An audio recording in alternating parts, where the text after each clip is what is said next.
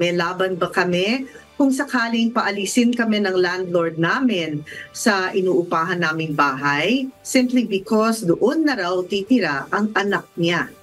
Ayun po. From Abigail, Attorney Noel Valerio. Yes. Meron tayong provision sa Civil Code saka sa lease, particularly in the provisions on lease, no? Na kapag halimbawa yung may-ari ng bahay na nagpaparenta ay kailangan ng gamitin, ay po pwede hong, lalo na, no, within the, hanggang sa 4th civil degree. So po pwedeng gamitin ho yan. So ipapaalam lang sa nagre-renta at bibigyan sila ng sapat na dahilan.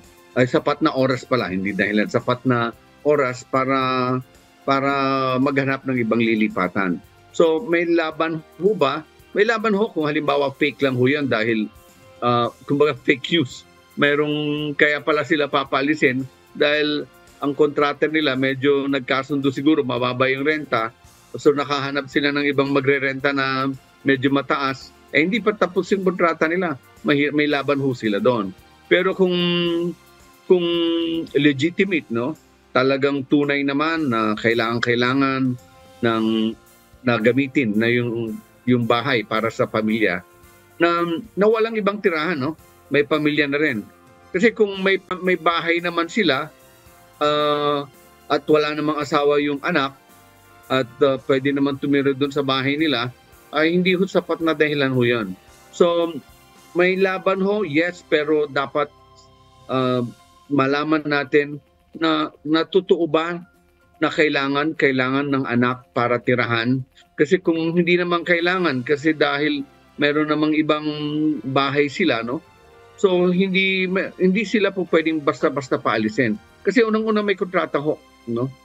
Kahit na walang kontrata, meron tayong month-to-month basis na tinatawag na kapag hindi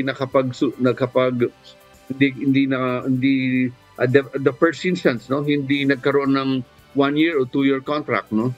So mayroon tayong tinatawag na automatic renewal of contract. So kung nagre-renta ka na o nagbabayad ka on a monthly basis, ang renta mo magte-terminate every month, no? Hindi in the middle of the month pwede kang paalisin. So may laban ho ba? So mayroon ho, pero alamin muna natin kung may dahilan. So pinakamaganda ho yan, kapag papaalisin ho kayo, ang usual advice ko dyan, dalhin sa barangay. At doon malalaman nyo na kailangan nila yung bahay. Okay. Ganun po yun.